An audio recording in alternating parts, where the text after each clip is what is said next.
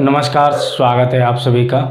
आज हम लोग आरआरबी एनटीपीसी 2021 में पूछे गए प्रश्नों को सॉल्व करेंगे। तो चलिए शुरू करते हैं।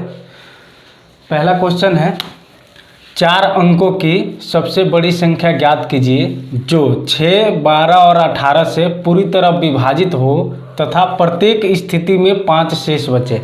ठीक है, 4 अंकों की सबसे बड़ी संख्या होती है 9999। ठीक है, लेकिन हमें ये नहीं बताना है, ये हमें पता है कि 4 अंकों की सबसे बड़ी संख्या 9999 होती है। अब क्या कह रहा है कि 6, 12 और 18 से पूरी तरह विभाजित हो, तो इसका हम एलसीएम ले लेंगे। 6, 12 और 18 से हमें पूरी तरह विभाजित करना है, तो इसका एलसीएम ले लेंगे। एलसीएम लेंगे, 2 से काटेंगे 3 बार में, 6 बार में और 9 बार में। 3 से काटेंगे 1 बार में, 2 बार में और 3 बार में।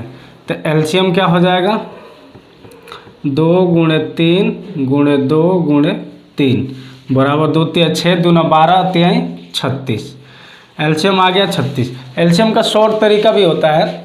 6, 12 और 18 है, इसमें सबसे बड़ी संख्या क्या है, 18। 18 में आप 12 से भाग दीजिए, नहीं लग रहा है। ठीक है, तो 18 का 2 गुना कीजिए 36।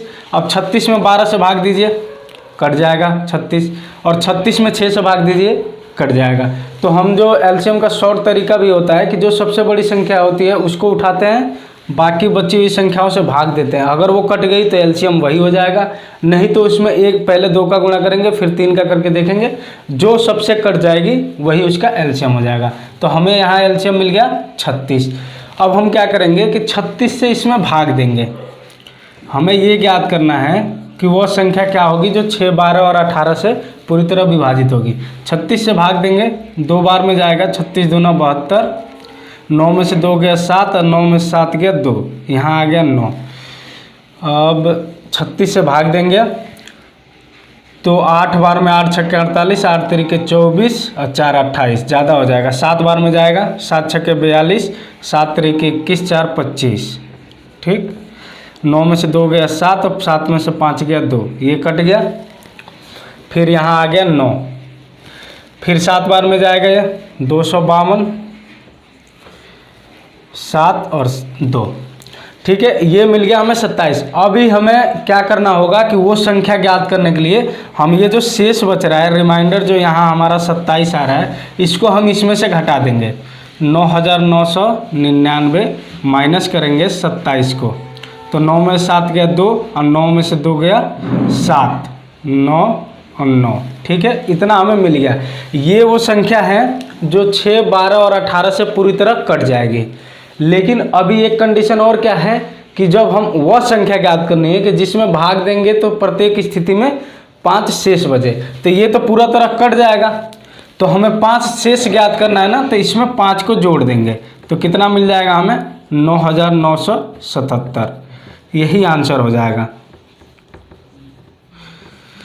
हम 9977 में 6 से भाग देंगे तो भी 5 शेष बचेगा, 12 से भाग देंगे तो भी 5 शेष बचेगा, और 18 से भाग देंगे तो भी 5 शेष बचेगा। ठीक है, चलिए अब अगले क्वेश्चन पे चलते हैं। देखिए अगला क्वेश्चन है, बहुत ही बढ़िया क्वेश्चन है। कोई धनराशि साधारण ब्याज की दर से 4 वर्ष 4 माह में 2 गुनी हो जाती है, तो कितने समय में 3 गुना हो जाएगी। ठीक है, देखिए दोस्तों, इसको कैसे सॉल्व करेंगे। मान लीजिए कोई धनराशि है x, अब इसका टाइम लग गया 4 वर्ष 4 माह, इतने में ये कितना हो गई, 2 गुनी। 2 गुनी का मतलब हो गया 2x। तो इन दोनों के बीच में अंतर कितना आया, x का, यानी x ये पहले थी, अब इसमें और x जोड़ देंगे तो 2x हो गई। ठीक है, अब हमें इसे कितना करना है, 3x, तभी तो ये 3 गुनी होगी। अभी ये 2x हुई है, x से 2x, इसमें टाइम कितना लगा है, 4 वर्ष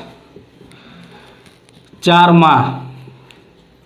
ठीक है, x से 2x होने में 4 वर्ष 4 माह लग गया है। तो अब 2x से 3x होने में कितना टाइम लगेगा, यानी कि हमें यहाँ से लेके और टोटल यहाँ तक का टाइम बताना है कि कितना टाइम लगेगा। तो 2x में से x घटाए तो यहाँ x मिल गया, और 3x में से 2x घटाएंगे तो यहाँ भी x मिल गया। यानी कि उस संख्या में x जो संख्या है उसमें x की वृद्धि होने के लिए 4 वर्ष 4 माह का टाइम लगा। तो यहाँ से यहाँ यानी कि x की वृद्धि हो रही है, तो यहाँ जाने में भी कितना टाइम लगेगा? 4 वर्ष 4 माह। यहाँ x इस धनराशि में इसके दोगुना हो रहा है, यानी कि x की वृद्धि हो रही है, 2x हो रहा है, तो 4 वर्ष 4 माह लग रहा है। फिर यहाँ भी x की ही वृद्धि हो रही है, 2x से 3x हो रहा है, तो यहाँ कितना लग गया? यहाँ भी लगेगा 4 वर्ष 4 माह। अब टोटल समय कितना हो जाएगा? यहाँ से देखा जाए तो यहाँ जाने में कितना समय लग रहा है? यहाँ लग रहा है 4 वर्ष 4 माह और यहाँ लग रहा है 4 वर्ष 4 माह। दोनों को जोड़ दीजिए, क्या हो जाएगा? 8 वर्ष 8 माह। ठीक है, 8 वर्ष 8 माह हो गया। अब 8 माह को आप चाहें तो वर्ष में कन्वर्ट कर सकते हैं, 8/12 लिख दीजिए। ठीक, इसको काटेंगे 2 और 3, तो ये ऐसे हो सकता है ऑप्शन में आपके कि 8 सही 2/3 वर्ष, या तो ऑप्शन में ऐसे होगा या तो ऐसे होगा। ठीक है, यही आंसर हो जाएगा। अब देखिए एक इसका और एक शॉर्ट तरीका होता है, सीधा सीधा हम इतना कैलकुलेशन न करके सीधा सीधा करेंगे। देखिए यहाँ साधारण ब्याज है ना, ठीक, और क्या हो रहा है? 2 गुना हो रहा है, 2 गुना हो रहा है। तो जब भी साधारण ब्याज से कोई राशि 2 गुनी होती है और जितने गुना पूछा जाएगा, यहाँ 3 गुना पूछा जा रहा है, तो 3 में से 1 घटा दीजिए तो 2 हो गया।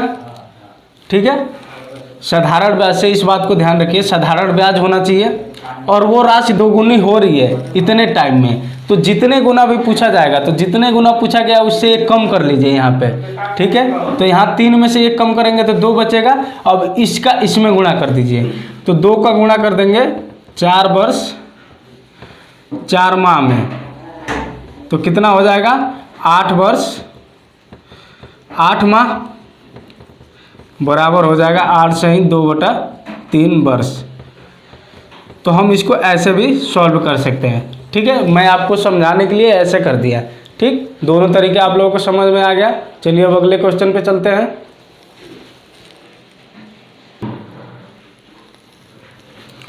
देखिए अगला क्वेश्चन है, कह रहा है 9/10, 3/25 और 6/15 और 12/5 का HCF क्या होगा? ये अभी तक हमने संख्याओं का पढ़ा था, अब भिन्न में आ गया है। 9/10, 3/25, 6/15 और कितना है? 12/5। इसका हमें HCF ज्ञात करना है। इसका HCF ज्ञात करना है ना, तो अंश अंश का क्या करेंगे? हम HCF ज्ञात करेंगे और बटे में हर का हम क्या करेंगे? LCM ज्ञात करेंगे। ठीक, इसके HCF बटा इसका LCM क्या हो जाएगा? इस पूरे का HCF हो जाएगा। अब क्या करेंगे हम? 9, 3, 6 और 12 का HCF ज्ञात करेंगे। HCF ज्ञात करने के लिए क्या करते हैं हम? शॉर्ट तरीका मैं बता रहा हूँ आप लोगों को। इसमें सबसे छोटी संख्या क्या है? 3 है, 3 को उठा लीजिए और 3 से ये बाकी तीनों में भाग दीजिए। 3 से 9 में भाग देंगे, कट जाएगा पूरी तरह से। 3 से 6 में भाग देंगे, ये भी कट जाएगा। 3 से 12 में भाग देंगे, ये भी कट जाएगा। यानी कि इसका HCF क्या हो जाएगा? HCF बराबर 3 हो जाएगा। ठीक, ये शॉर्ट तरीका है, सबसे छोटी संख्या उठा के और बाकियों में भाग दीजिए, अगर कट गया तो वही HCF हो जाएगा। अब LCM ज्ञात करेंगे हम 10, 25, 15 और 5 का। इसका LCM ज्ञात करते समय अब LCM में क्या करते हैं, इसका भी शॉर्ट तरीका देख लीजिए। सबसे बड़ी संख्या उठाइए, यहाँ पे सबसे बड़ी संख्या में इन तीनों से भाग दीजिए। 10 से भाग देंगे, नहीं कटेगा। पहले से ही नहीं कटा, मतलब कि ये इसका LCM नहीं होगा। अब क्या करेंगे कि 25 का गुणज, 25 के गुणज कौन कौन से होंगे? 25 से कम 25, 25 दूना 50, 25 तिया 75, 25 चौके 100। तो ये 25 से जितने भी गुणा होने वाले हैं, जैसे ये जो आएगा गुणज इसका होगा, गुणज अनंत होगा, मतलब 250 10वीं तक 10 बार में हम जानते हैं कि 25 दाम में 250, लेकिन इसके आगे भी इसके गुणज होते हैं। 11 से गुणा करिए, 12 से गुणा करिए, 13 से गुणा करिए, तो गुणज मिलते जाएंगे। क्या करेंगे हम कि 25 को उठाएंगे और 25 में इन संख्याओं से भाग देंगे। 10 से भाग लग रहा है? नहीं लग रहा है, मतलब कि ये LCM नहीं हो रहा। तो 25 का अगला गुणज कौन सा होगा? 50 होगा। 50 में 10 से भाग दीजिए, कट जाएगा। 50 में 15 से भाग दीजिए, कट जाएगा, नहीं कटेगा। 50 में 5 से भाग दीजिए, नहीं कटेगा। अब 50 का हम 25 का अगला गुणज लेंगे, कौन सा होगा? 75। 75 होगा तो 10 से नहीं कटेगा, ये भी कैंसिल। अगला गुणज कौन सा होगा? 100। 100 भी क्या होगा कि 15 से नहीं कटेगा तो ये भी कैंसिल। अगला गुणज क्या होगा 125, तो 125 फिर 10 से नहीं कटेगा तो ये भी कैंसिल। अगला क्या होगा 150, यानी कि 25 छक्के होता है 150। 25 का छठा गुणज जो होगा 150 होगा। अब 150 को आप ले लीजिए, 150 में 10 से भाग लग जाएगा, कट गया। 150 में 15 से भाग लग जाएगा, कट गया।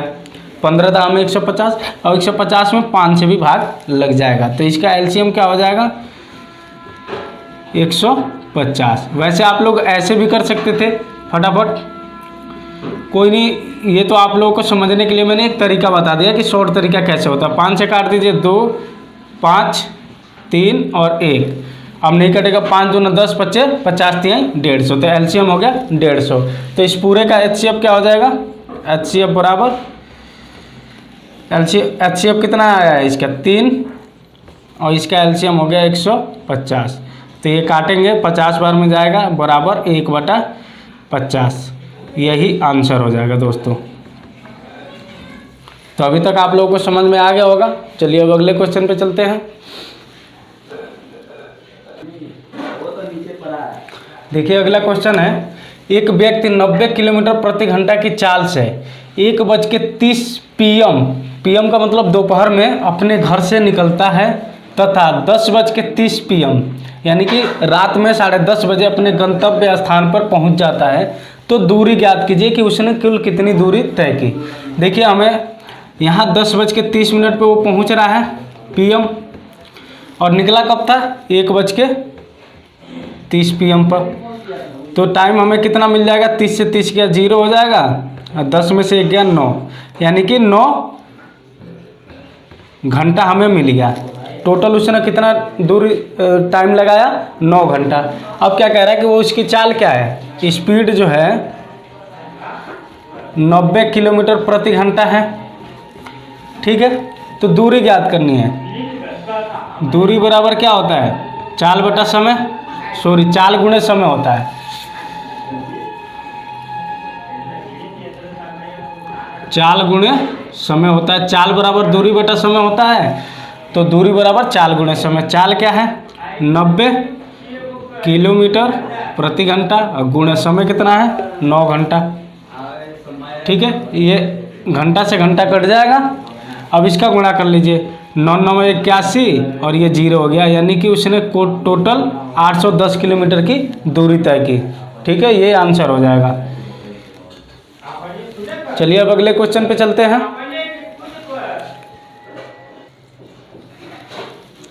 देखिए अगला क्वेश्चन है, एक आयताकार कमरे की लंबाई तथा चौड़ाई का अनुपात 7:6 है और लंबाई तथा चौड़ाई का अंतर 35 है, तो परिमाप ज्ञात कीजिए। हमें क्या क्या दिया है, लंबाई तथा चौड़ाई, इसका अनुपात कितना है 7:6 है, और इसका अंतर L-B बराबर 35 दे रखा है, ठीक है। अब क्या करेंगे कि हमें यहाँ अनुपात पता है, तो यहाँ भी हम अनुपात का रेशियो में निकालेंगे। तो लंबाई का अनुपात कितना है 7 है और चौड़ाई का है 6, तो अनुपात में 1 मिल गया हमें, ठीक है। इन दोनों के अनुपात में अंतर निकालेंगे तो 7 अनुपात में से 6 अनुपात को घटाएंगे तो अनुपात में 1 मिल गया, और इन दोनों का अंतर कितना दे रखा है 35 है, ये 35 के बराबर है, ठीक है। अनुपात 1 का मान आ गया 35। अब देखिए इन दोनों का योग निकालेंगे, क्योंकि परिमाप होता है, आयत का परिमाप जो होता है वो क्या होता है 2 × L+B होता है, यानी कि हमें L+B का मान भी चाहिए, तो हम यहीं से L+B ज्ञात करेंगे। L+B बराबर क्या हो जाएगा, अनुपात में 7 और अनुपात में 6, तो अनुपात में 13 हो जाएगा, ठीक है। यहाँ से अनुपात में 13 हो जाएगा। अनुपात 1 का मान हमें ज्ञात है, तो अगर इसका टोटल मान ज्ञात करें तो अनुपात 1 और गुणा कर दें अनुपात 13 गुणा करें अनुपात 1 से, तो इसका टोटल वैल्यू मिल जाएगा। अभी तो हमें ये रेशियो में पता है, लेकिन इसका एग्जैक्ट मान पता हो जाएगा। तो अनुपात 13 में सिर्फ 13 लेंगे, अनुपात 1 का मान कितना है 35 है, तो 13 में इसका गुणा करेंगे, 13 × 5 = 65 और 13 × 3 = 39 और 6 = 45, 455 हो गया। ये सेंटीमीटर में दे रखा है, तो L+B का मान हो गया 455 सेंटीमीटर, ठीक। तो अब हमें परिमाप ज्ञात करना है, यहाँ L+B का मान रख देंगे, 2 इंटू एल प्लस बी का मान हो गया 455। कितना हो गया, 2 पच्चे 10, 2 पच्चे 10 एक 11, 2 चौका 8 एक 9, यानी कि परिमाप हो गया 910 सेंटीमीटर। ठीक है, 910 सेंटीमीटर इसका परिमाप हो गया।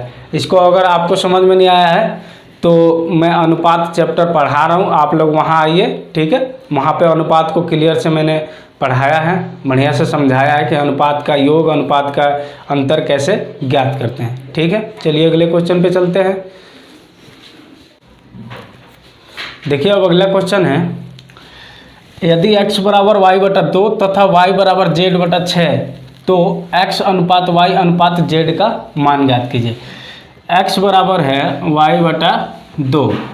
ठीक है, y को इधर लाएंगे, x बटे में y बराबर हो जाएगा 1 बटा 2, तो x अनुपात y का मान क्या आ जाएगा, 1 अनुपात 2। अब इसको सॉल्व करेंगे, y बराबर है z बटा 6, z को इधर लाएंगे, y बटा z बराबर 1 बटा 6, तो y अनुपात z बराबर हो जाएगा 1 अनुपात 6। ठीक है, अब देखिए इन दोनों को कैसे सॉल्व करेंगे। यहाँ दोनों में कॉमन क्या है, यहाँ y है, यहाँ भी y है, लेकिन यहाँ इसका मान 1 है और यहाँ इसका मान 2 है, यहाँ y का मान 2 है और यहाँ y का मान 1 है। तो हम क्या करेंगे कि दोनों y को बराबर करेंगे। यहाँ 1 है, यहाँ 2 है, अगर इसमें हम 2 से गुणा कर दें तो ये क्या हो जाएगा, 2 हो जाएगा, इसके बराबर हो जाएगा।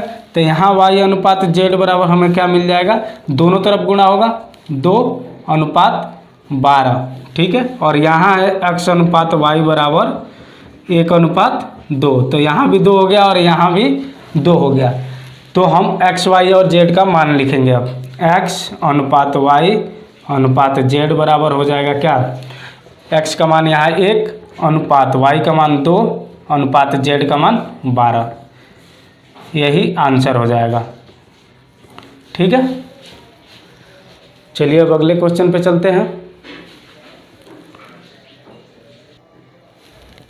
देखिए अगला क्वेश्चन है, कह रहा है 1.25 को भिन्न के रूप में लिखने पर अंश और हर का अंतर क्या होगा। अभी ये दशमलव के रूप में है, 1.25 ये दशमलव के रूप में है, इसको भिन्न के रूप में पहले लिखेंगे। क्या करेंगे, सिंपल सा हम क्या करेंगे कि इसमें 100 से गुणा कर देंगे, 2 अंक है ना दशमलव के बाद, तो 100 से गुणा करेंगे और 100 से भाग दे देंगे। तो क्या हो जाएगा, ये 125, इसका गुणा हो गया तो 125 और बटे में 100। वैसे हम डायरेक्ट भी लिख सकते हैं, जब दशमलव 2 अंक इधर जाएगा, ठीक है, तो बटे में 100 से भाग दे देंगे और इधर जाएगा तो गुणा कर देंगे। ठीक है, तो अब इसको अभी ये भिन्न के रूप में हो गया है, लेकिन इसका छोटा से छोटा ये नहीं हुआ है। ठीक है, ये छोटा से छोटा भिन्न नहीं है इसका, ये मतलब अभी ये और कटेगा और छोटा से छोटा होगा। 25 से कटेगा ये 5 बार में और ये 4 बार में, तो ये कितना हो गया, 5/4। अब क्या कह रहा है कि अंश और हर का अंतर, तो अंश और हर का अंतर बराबर क्या हो जाएगा, अंश है 5 माइनस हर क्या है 4 बराबर 1, यही आंसर हो जाएगा। ठीक है, तो आज के लिए बस इतना ही, वीडियो लंबी हो जाएगी। दोस्तों आप लोगों को अगर वीडियो अच्छी लगी है तो प्लीज़ वीडियो को लाइक कीजिए और चैनल को सब्सक्राइब कीजिए, और हाँ ज़्यादा से ज़्यादा शेयर भी कीजिए। Thank you so much.